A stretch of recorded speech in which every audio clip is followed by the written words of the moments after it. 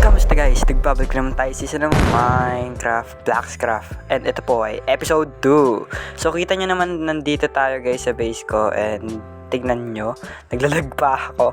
And kita nyo naman, ito yung base ko. Di ko pa rin tapos yung interior. And kita nyo, nasa Java edition ako ngayon guys.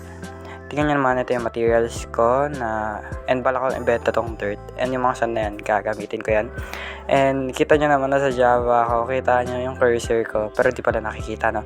And ito yung mga white concrete na kakailanganin ko. And bala ko din mag-build ngayon. This is yung villager trading hall.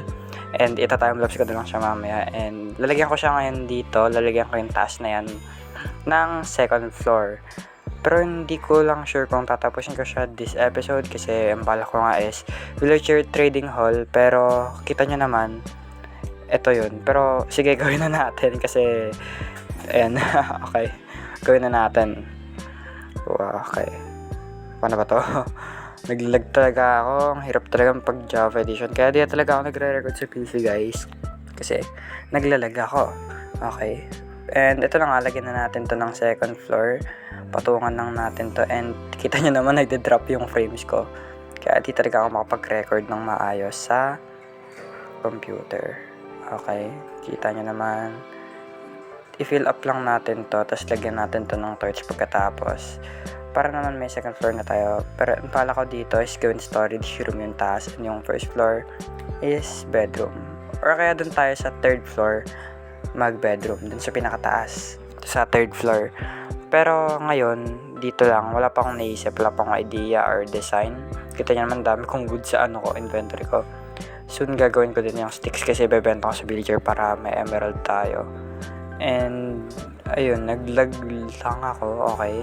Okay, balik tayo. And ilagay natin tong torch.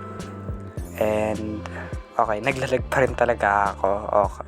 Oh my goodness. Okay, ayan na. Okay na, goods na. And kita nyo naman, dadagdagan ko pa to ng second floor. And dadagdagan ko pa to ng floor.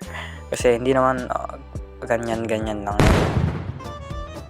Okay, so kita nyo naman nasa Bedrock Edition ako ulit. And ito pala yung starter base ko. Kita nyo naman napakaganda. Okay, and ito yung mga materials na gagamitin ko para dito sa flooring ng base ko. And kita nyo naman, grabe. Ito, okay, may ulo pa dyan, may ulo pa ng drone dyan. And ito na yung sa labas. And kita nyo naman ito, bakit may pillar ng ganyan. Ito yung gagawin kong villager trading hall na sinasabi ko sa inyo.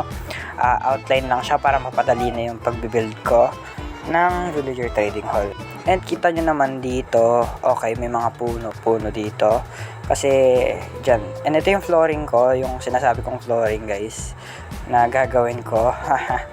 And ito pala yung wool farm natin. Siguro. Okay, ito na nga guys, pasok na tayo. And ito yung wool farm ko.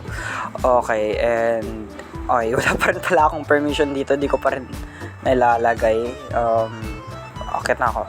Paano ba umakyat? Ano ba yan? Okay, so sarado natin yan. And labas tayo. Kita nyo naman guys, ito yung mga puno na yan. Minain ko yan. And dilipat ko yung bamboo dun. Kasi, di ba, last episode, nandito yung bamboo and sa gabal siya tignan. Ang pangit niya tignan. Kapag nakikita yung natin, base natin, ito yung cherry blossom. Bala ko tanggalin yan and hanggang dito lang yung pot na ginawa ko. And ito yung mga dark na kakailanganin ko, okay?